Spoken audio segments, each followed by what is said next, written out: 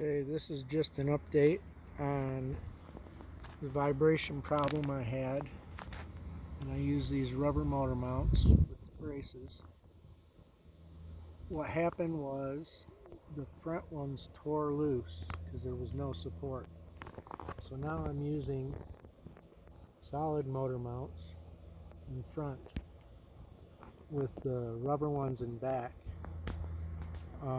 I also got another engine thinking the other one was bad, but honestly what I think it is when I drilled the holes for this engine in the center, I went the wrong direction. I thought the motor mounted in back when it has to mount in front, and so I had to make a really long slot here, and I think removing that material is allowing this area to vibrate, which is transferring to the frame.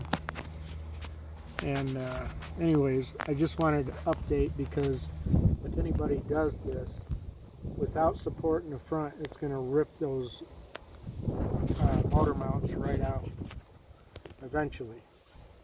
It took a while, but they broke free. Too much torque on it. So anyways, it's rideable, still vibrates. I'm going to try filling in those slots, see if that makes a difference with a welder.